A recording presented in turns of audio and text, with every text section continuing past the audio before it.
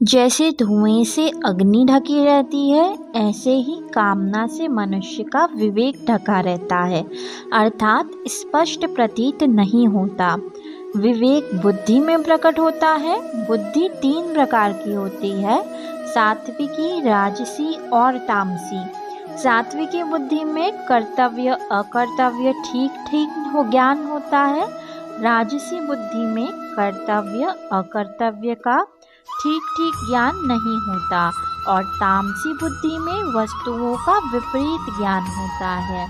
कामना उत्पन्न होने पर सात्विकी बुद्धि भी धुएं से अग्नि के समान ढकी जाती है। फिर राजसी और तामसी बुद्धि का तो कहना ही क्या है।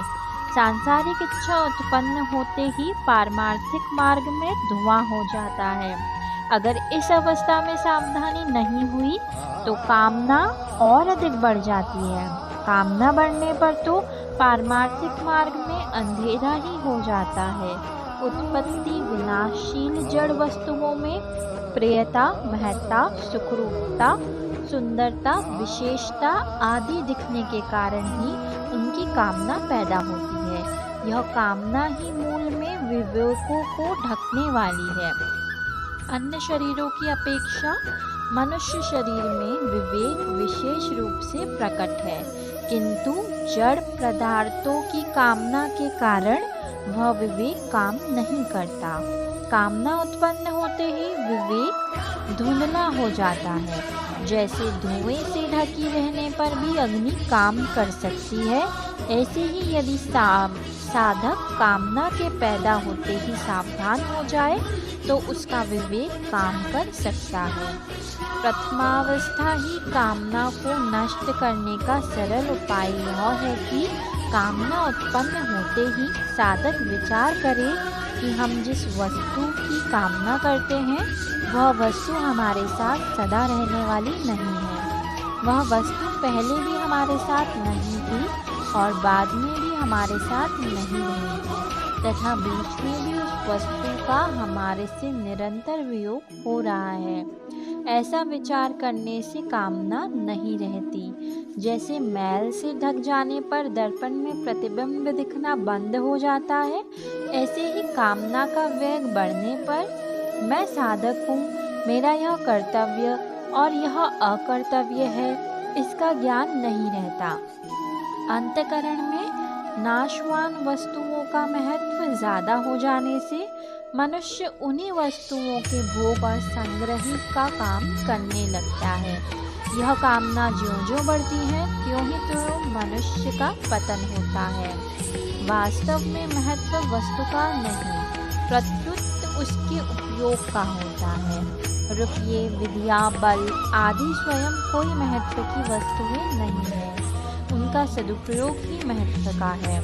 यह बात समझें और जाने पर फिर उसकी कामना नहीं रहती, क्योंकि जितनी वस्तुएं हमारे पास में हैं उन्हीं के सदुपयोग की हमारे पर जिम्मेवारी है। उन वस्तुओं को भी सदुपयोग में लगाना है, फिर अधिक की कामना से क्या होगा। कारण की कामना मात्र से वस्तुएं प्राप्त नहीं होती।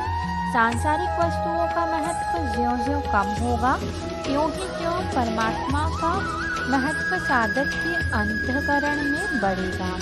सांसारिक वस्तुओं का महत्व सर्वथा नष्ट होने पर परमात्मा का अनुभव हो जाएगा और कामना सर्वथा नष्ट हो जाएगी। दर्पण पर मैल आ जाने से उसमें अपना मुख तो नहीं दिखता, पर यह दर्पण है ऐसा ज्ञान तो रहता ही है, परंतु जैसे जड़ से ढके गर्भ का यह पता नहीं लगता कि लड़का है या लड़की, ऐसे ही कामना की तृतीयावस्था कर्तव्य अकर्तव्य पता नहीं लगता, अर्थात विवेक पूरी तरह ढक जाता है। विवेक ढक जाने से कामना का वेग बढ़ जाता है। कामना में बाधा लगने से क्रोध उत्पन्न होता है, फिर उसमें सम्मोह उत्पन्न होता है। सम्मोह से बुद्धि नष्ट हो जाती है। बुद्धि नष्ट हो जाने पर मनुष्य करने योग्य कार्य नहीं करता और झूठ, कपट, बेईमानी, अन्याय, पाप, अत्याचार, आदि न करने योग्य कार्य को करने लग जाता है। ऐसे लोगों को भगवान मनुष्य भी नहीं